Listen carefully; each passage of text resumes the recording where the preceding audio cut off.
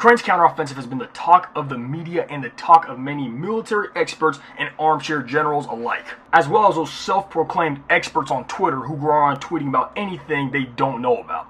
With all the media attention Ukraine's potential counteroffensive is getting, I think it's very important that we jump into a few things that will affect Ukraine's counteroffensive, could turn it into a massive success or an absolute total failure. This offensive could be D-Day or Operation Market Garden. In other words, victory or absolute defeat. And it's really all dependent on one major element that Ukraine needs right now. We're going to be discussing multiple facets, what the Ukrainians will require for a successful offensive, and why if they don't get what's required, it will be an absolute disaster. Now here's the thing, before we jump into this, I want to make a few things perfectly clear. I've never served in the military, I've never been at the Pentagon's planning room, or anything like that. I'm not an actual military soldier, however, I have studied war for the better portion of around 8 years.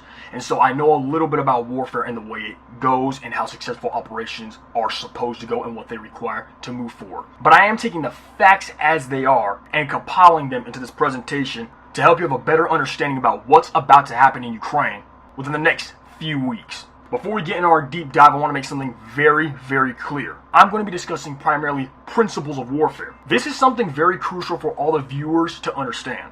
This presentation in no way will reflect your feelings or your opinions about who should win and what should happen. This is going to present the facts of warfare, the principles of warfare, and from that, we will attempt to determine what will happen in the future. There are so many people who it seems as if they have traveled to Russia and Ukraine, given their hearts to Zelensky and Putin, and allowed any victory or defeat to mess with their mind. And therefore, they get all triggered when you say something they may not like. Sometimes reality hurts, and we're going to be discussing reality on here. Now, for most of the viewers, I know that won't be a problem because most of the viewers of this channel like facts and like the information. But the few outliers out there who are over here just trying to get an emotional pickup, this probably isn't the presentation for you, so you might want to leave. Without further ado, let's jump into this. Let's start off with the principles of modern warfare. Typically, principles do not change in procedure, but they change in form over time. For example, when Sun Tzu said appear strong when you're weak, that may have meant having 7,000 cannons in the Revolutionary War time period. But just because you're following Sun Tzu's principle doesn't mean you would bring 7,000 cannons to 2023 attempting to appear strong when you're weak. No, you would replace that with 7,000 tanks or 7,000 artillery pieces. So that's what I mean. The principle appear strong when you're weak is a solid principle, but it may change form as the centuries and decades go by. And the principles of modern warfare are pretty basic and can be learned pretty fast if you're observing modern conflicts with an open mind. So in modern warfare, one of the best ways to actually win a conflict and to win it fast is combined arms warfare. Essentially, we're having all branches of the armed forces, the Air Force, the Navy, and Army, working together rapidly and effectively to accomplish one goal. This is something absolutely foreign to many militaries in Eastern Europe and the Middle East. However, it is the literal lifeblood of the United States military, and that's the reason America is the military superpower it is today. In any armed forces, you have the ground forces, the Navy, and the Air Force. In most conflicts today, the Navy does not play a major role, or as major of a role as it used to in prior centuries. The main two components of modern warfare are the Air Force and the ground forces. In other words, the Army. So it is essential for any country who wants to win a war to make sure they have a good ground forces, good Air Force. The Navy can be good as well, but you want to focus on those primary two branches of your armed forces. Now, everybody knows you're supposed to have a strong army. That's kind of a given. I mean, when people think of warfare, they typically think of troops moving amongst armor columns of tanks and armor fighting vehicles, along with the sound of artillery fire behind them. That's typically what people think. So having a strong army, a strong ground forces is a given in the minds of most people and in the minds of most militaries. However, many people neglect the Air Force. You may have seen the memes about the Air Force being soft, the people in the Air Force being soft. If you're on TikTok or you're on YouTube, you'll see a lot of memes about the Air Force kind of being a joke, at least the airmen. And while it's funny to make jokes about the Air Force, it's also critical to realize their irreplaceable value to victory on the modern battlefield. If you can't control your skies with jets, someone else will control your skies with their jets. And therefore, air power is extremely important. The Air Force can determine who wins or loses a war. To illustrate this point, let's examine a quote by Winston Churchill. Winston Churchill said, "Not to have an adequate Air Force in the present state of the world is to compromise the foundations of national freedom and independence." And for those of you who think that only applied in the 1940s, that is not true. The nations of Iraq and Serbia both learned this lesson the hard way. When you do not control your skies or do not possess the ability to, someone else will control your skies, and the army that controls the skies tends to get their boots on your soil, and pretty soon they take over your country. Not in all, but in most cases. To help you understand this more, I want to examine some of the conflicts the United States and many Western countries have been in the recent decades to help you see the importance of air power in the modern world. Now, disclaimer before we jump into this video.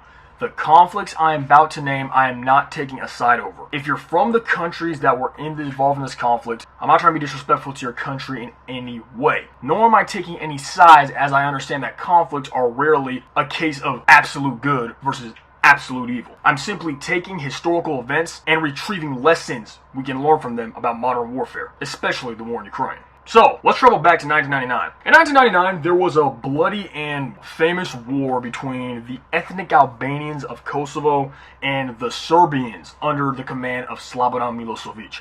He was the leader of the Federal Republic of Yugoslavia, which was loved by everybody, wasn't it? This war was fierce and bloody, and as usual, the world's only hero with the best intentions for humanity had to step into the picture to end the conflict. Jokes aside, the United States did step into the conflict with many of their allies to aid the situation. You understand what I'm saying, right? The intervention in Serbia had absolutely nothing to do with any sort of political interest, only to liberate the oppressed people in that region. You can't actually imagine a scenario where the United States would intervene with military force against a country for any financial personal gain, could you? No, of course not. It's only to help people. But anyway, into the war. The United States did intervene with their allies against the Yugoslav government.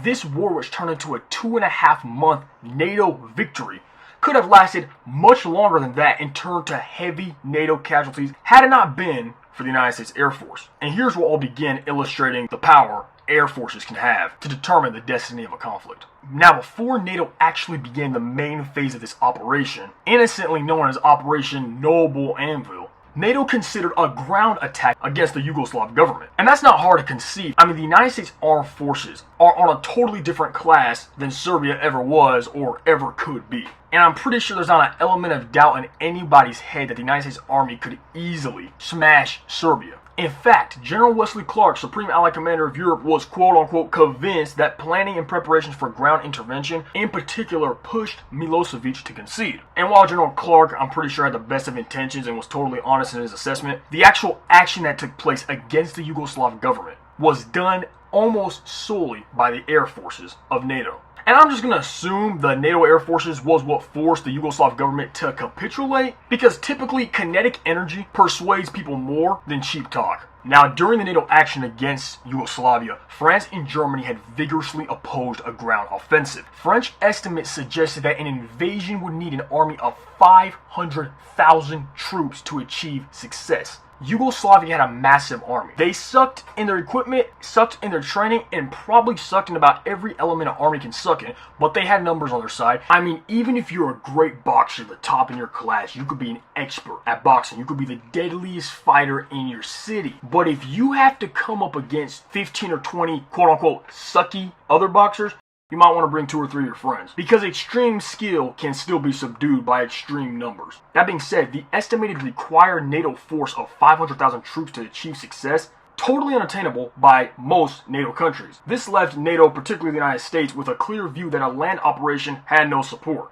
Only America could actually pull 500,000 troops. Aside from the United States, no one else was particularly fond of this ground force invasion idea. And with that being said, the reluctance of NATO to use ground forces cast serious doubt on the idea that Milosevic capitulated out of fear of a land invasion.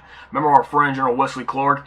Yeah, he was probably wrong. With a ground invasion not in the cards, NATO resorted to an air campaign, a brutal yet ruthlessly effective air campaign to subdue the Yugoslav government. The campaign involved 1,000 aircraft operating in air bases from Italy to Germany. During the 10 weeks of the conflict, NATO aircraft flew over 38,000 combat missions. They destroyed everything from bridges to tanks to buildings. I mean, they even bombed the Chinese embassy in Belgrade. They literally only lost 2 jets. They lost 2 jet fighters and 2 helicopters. That's it. And according to a Serbian estimate on the economic losses as a result of the conflict, they were able to inflict $29.6 billion worth of damage on the Serbians. And according to NATO, destroying 120 tanks, 220 APCs, 450 artillery pieces, and 121 aircraft. And in that heap of destruction, they also tossed any Yugoslav hopes of victory. Such an insane victory in such a fast time frame illustrates the power a superior air force can have. And a global hegemon or global power does not necessarily need to put ground troops on another country's territory to force them into submission. When you control the sky, you control the war, in most cases. And if you think the Yugoslav government learned this the hard way, wait till you see Saddam Hussein's Iraq. In the early 1990s, Iraq's Saddam Hussein was having a brilliant conversation, likely with himself, in which he was convinced to launch an invasion of Kuwait. Because as a dictator, Saddam Hussein did not like to hear opposing viewpoints, he likely presented the idea to himself, agreed with the idea himself, and began putting the idea into action himself. Regardless of the formulation of this plan, Iraq invaded Kuwait, and this prompted absolute total sympathy from the freedom-loving Bush administration. Once again, Bush was on a mission to liberate the oppressed peoples of the Middle East. Trust me, it had absolutely nothing to do with the fact that Kuwait is one of the most oil-rich countries on the planet. It had nothing to do with that. All morals here. No self-interest, no self-interest. Regardless of intentions, the United States responded with sheer military force, building together a coalition of 39 countries, totaling 956,600 coalition troops, with 700,000 of those being United States soldiers, facing an Iraqi army of 650,000. The coalition had the tech, the coalition had the training, the coalition had the ability, and they probably would have won anyway, but it would not have been nearly this one-sided. By the time the dust settled at the end of the operation, the coalition had lost 292 soldiers killed, compared to 20 to 50,000 Iraqi troops killed. The coalition suffered 31 tanks destroyed or disabled, compared to 3,300 Iraqi tanks. This extremely one-sided operation, this one-sided coalition victory, was made possible mainly, almost solely, by the Air Force. In fact, in one of the war's great stories, the 48th Tactical Fighter Wing Provisional flew 2,500 combat sorties, dropping 7.3 million pounds of precision-guided munitions. The Wing's F-111 fleet destroyed 920 tanks and armored personnel carriers, 245 hardened aircraft shelters, 160 bridges, and in one of the last missions of the war, on February 27, 1991, the 48th recorded the first ever employment of the GBU-28, successfully destroying an Iraq command and control center. All of this wing accomplished without one combat loss of a pilot or aircraft. Did you just hear what was said? This air unit was able to destroy 920 tanks and armored personnel carriers, 113 bunkers, and they did not lose one pilot or aircraft. Do you know how that's possible? Because the coalition had air superiority. He who controls the skies controls the battle. Now, with this new information, it can seem almost hopeless for countries who do not have a big air force. I mean, come on, air jets are pretty expensive. It's not like Bulgaria can just start pumping out F-35s if they decide to. So how does one country maintain safety or maintain some kind of combative edge against another who has a larger air force? Trust me, there's a way. The early stages of the Ukraine war were a case study on how a country with a comparatively pathetic air force can hold off another country whose air force is almost 20 times larger. How is this possible? Air defense. We were just talking about a quote by Winston Churchill, right? Well, here's another thing he said about the Air Force. The power of an Air Force is terrific when there is nothing to oppose it. And there you have the key to success against the Air Force. Good air defense. If a country can maintain a good air defense, it is possible for them to hold off an enemy air force. If you have no air defense and you're fighting an opponent with an even moderately good air force, you're walking into a gladiator fight against a guy with a sword, and yet you have no shield. The quote of Winston Churchill proves it. The power of an air force is terrific when there is nothing to oppose it. A perfect example of this is the early stages of the Ukraine war. On the first day of the Ukraine war, the Russian Air Force launched multiple sorties and different attacks all over Ukraine. But it soon became evident that the Russians did not have air superiority over the skies of Ukraine. In other words, they didn't control the skies, therefore they could not shape the battlefield in the most optimal way. And the reason for this is actually quite hilarious. You see, the Ukrainians didn't have a lot, but they did the best with what they had. So here's basically what happened. Russian aircraft swarmed Ukraine, and at first had mild success. However, they quickly came into contact with their own technology, and the Russians found out very fast that their technology works pretty well against them. And so it wasn't long before we began to see pictures of Russian aircraft being downed all over the skies of Ukraine. You see, after the Soviet Union fell, Russia inherited the majority of the Soviet Union's military hardware. But the country that received the second highest percentage of hardware was Ukraine. Ukraine was a major player in the Soviet Union, and therefore they inherited a large percentage of military hardware, and this was used against the Russians. So the Russians came up with a brilliant idea. I'm assuming this is how the idea was formulated in the Russian high command. Hey, we can't fly high over the Ukrainian skies because we're getting intercepted by S-300 missiles. We're losing a lot of aircraft and we're looking really bad. So here's the idea. Let's start flying our aircraft low to avoid the air defense. Brilliant, brilliant. The only problem is the Ukrainians had man pads. So these Russian aircraft, which were forced to fly low to operate normally, as soon as they flew low, were hit by Ukrainian man pads. Man pads is an acronym. It stands for Man Portable Air Defense System, meaning a human being takes its air defense system and shoots it. And they are perfect for destroying low-flying aircraft, especially helicopters. So the Russians got themselves into a problem. Actually, two problems. First, they had to fly low because of the Ukrainian air defense system, but as soon as they flew low, they were hit by Ukrainian man pads. And everything went downhill from there. And one of the major reasons the Ukrainian forces were not pummeled into oblivion in Donbass was because of the air defense network the Ukrainians had utilized. So the Russians could do little but sit back and take it. They did fly sorties, but they flew them very limitedly. Why? Because Ukraine had air defense and they used it. Now here's the crazy part. The Ukrainian Air Force had a little over 220 aircraft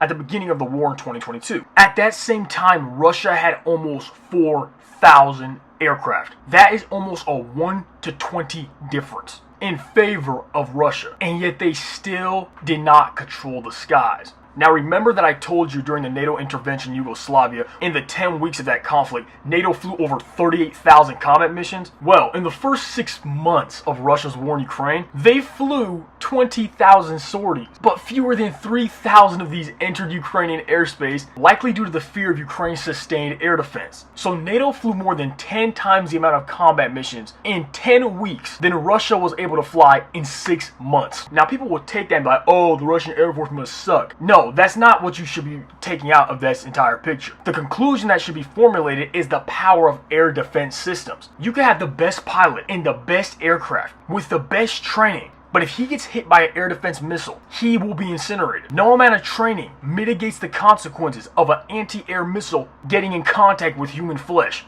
It doesn't matter how good the pilot is. It doesn't matter how good the aircraft is. If you get hit by an anti-air missile, you're done. Most of the time. That is the power of air defense. So the Ukrainians used this network to keep the Russians at bay throughout the entire war. And it's worked phenomenally. No Russian pilot wants to get lost in the skies of Ukraine. In fact, Russian pilots in Ukraine are having to use civilian GPS units taped to the dashboards of their planes. They don't want to get lost because if they leave Mother Russia and get lost in the skies of Ukraine, they're going to miss out on their borscht for supper. But all jokes aside, they don't want to get lost in Ukraine. The Russians are estimated to have lost at least 80 aircraft in this entire conflict. And while that doesn't sound like a lot, keep in mind the Russians are not doing a lot of sorties in Ukraine to begin with because of fear of the air defense network. So the Ukrainians have done a very good job. The problem is, this way of doing air defense is not going to work for Ukraine in the long run. In fact, it's already starting to fail. There's multiple reasons why this Ukrainian mode of operations with their air defense just is not going to work. It won't work for long. We're going to talk about 3 reasons. Reason number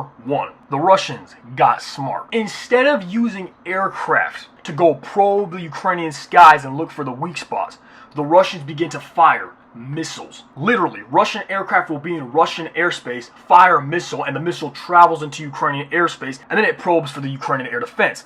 If the missile gets shot down, the Russians know exactly where Ukrainian air defense system is at. If it doesn't and hits its target, well, that spot's weak and will be exploited in the future. It's better to lose a missile that costs $100,000 than to lose a plane that costs $3 million. I left the pilot out of there because the Russians don't seem to show too much concern for their pilots. This shift in Russian strategy seemed to come in late fall 2022, when Russians began mass missile attacks against Ukrainian infrastructure, particularly Ukrainians' energy infrastructure. Here's how the Russian strategy seems to be working. Okay. Now let me introduce you to 2 characters I'm going to use to illustrate this point. On the Ukrainian side, we have Colonel Revsky, and on the Russian side, we have Lieutenant Fedor. Lieutenant Fedor is sick of his planes getting shot down by Ukrainian air defense, so he comes up with a brilliant idea. Instead of sending 3 planes to probe Ukrainian air defenses, I'm going to fire 50 missiles. One of his friends looks up to him and asks, Fedor, why would you fire 50 missiles? What if they don't hit their target? What if they're intercepted? Fedor explains that the very purpose of this operation is to probe for the Ukrainian weak spots and to exhaust their air defense. Fedor reasons that if he fires enough missiles at important locations, Ukraine will be forced to fire their air defense missiles, thus revealing their locations and also degrading the number of missiles they have. Fedor is fully confident in Russia's ability to fight a war of attrition. And while he's busy reveling in the potential success of his plan, Colonel Revsky is in a totally different scenario. He's heard from his intelligence that the Russians have a different strategy this time, and he doesn't really know what it is. So Colonel Revsky orders his guys, the guys part of his air defense group, to be on high alert. All of a sudden, notification comes in, Sir, we have dozens of missiles flying at Kyiv. What should we do?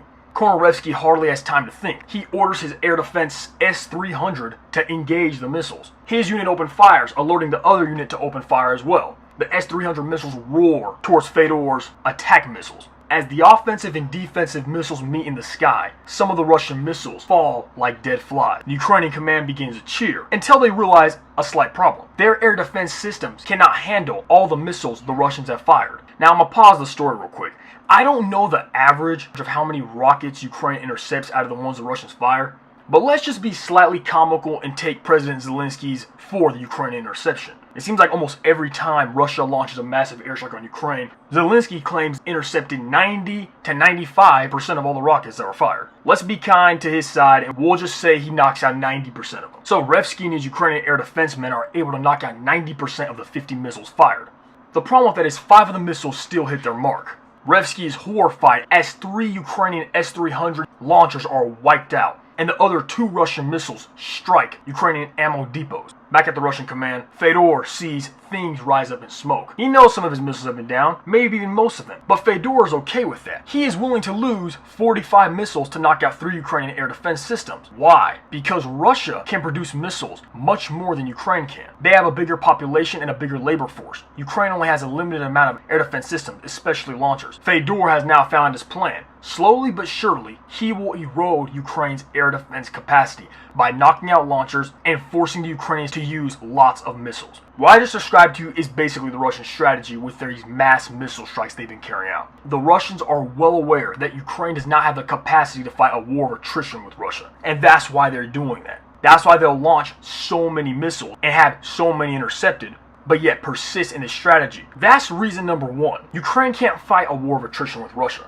Russia can produce more. Why? Russia has more people and Russia has a bigger defense industry. Ukraine's going to have to find another way to deal with a threat in the sky. The second reason has little to do with Russia's actual production capacity. This is when the most lovely democracy in the world, the Islamic Republic of Iran, has given Russia thousands of cheap Shahed drones. The Shahed drone is a loitering munition. In other words, it's a kamikaze drone. It's meant to crash into something and destroy it. Russia bought thousands of these from Iran. How is that possible? These things are very affordable as the drone can be as cheap as $10,000.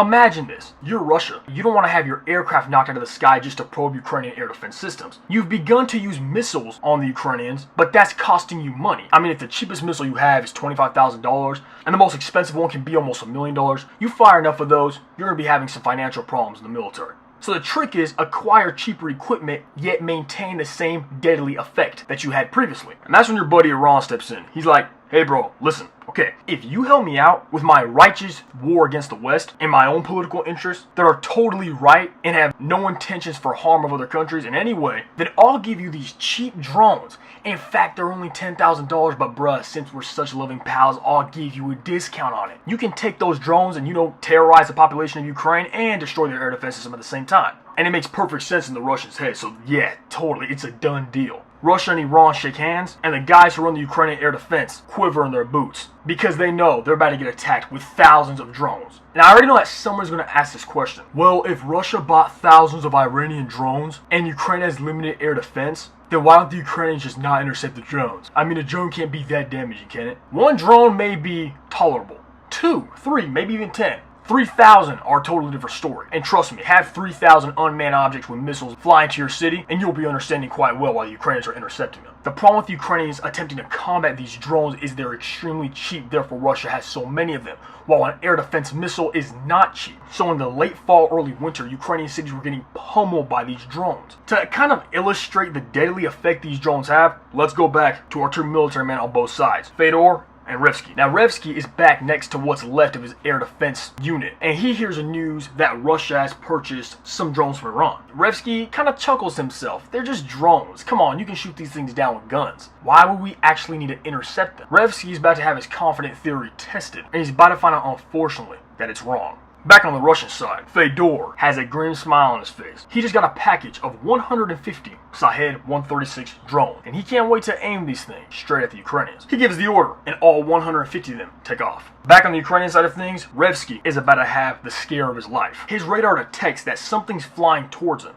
but it can't be a missile. It's traveling too slow to be a missile, and there's multiple of these things on his radar. But not just 1, 2, or 3. 20 drones are aimed at his position. He orders his men to intercept them with their combat arms. AK-47s and 74s begin blasting up in the sky. And they're partially successful. These Iranian drones are not the talk of legend, and they are cheap. So, 7 of them fall. The problem is, there's 13 more coming. And they're coming at speeds of about 115 miles per hour, straight at the Ukrainian air defense. In panic, Revsky orders the air defense S-300 to fire. S-300 missiles were not made for drones. They do fire, though, and take out 8 of the Shahed-136 drones. The problem is, 5 more hit their mark and destroy another Ukrainian S-300 system. Let's do the math on that hypothetical scenario real quick. Russia lost 15 drones that didn't make their mark. That cost them around $150,000. But 5 of them did hit their mark. The problem is an S-300 missile system can cost $1 million or more. Russia loses $150,000 worth of drones that don't hit their mark. However, 5 of them do, and Ukraine loses an element to $1 million or more system. People always point out that S-300's entire system is not just one launcher. That's true, but take away the launcher, and the rockets aren't going to jump in the sky without a push. So without the launcher, the system is basically ineffective. You see what I'm saying here? Ukraine cannot continue to depend on that air defense system because not only are the Russians firing dozens upon dozens of missiles at them with the goal of exhausting their air defense capability, they were also launching hundreds of drones at them, again with the goal of exhausting their air defense capability. Most of Ukraine's S-300 launchers were likely either destroyed or damaged, and that's why NATO was in such a rush to get them air defense systems. The third reason Ukraine's current air defense way of fighting won't work anymore is because of the depleted state of Ukraine's air defense forces. Because Ukraine's air defense forces are now severely depleted and attrited, Russia is now more willing to fly their aircraft directly into Ukrainian airspace to probe Ukrainian weaknesses in their air defense. With missiles coming at them, drones coming at them, and now Russian aircraft coming at them, Ukraine is going to have to change this way of conducting air defense. And this is when Ukraine's big friends come in. Have you ever seen one of those fights where a little guy's getting pummeled by some big dude? The big dude's pummeling him and beating him up.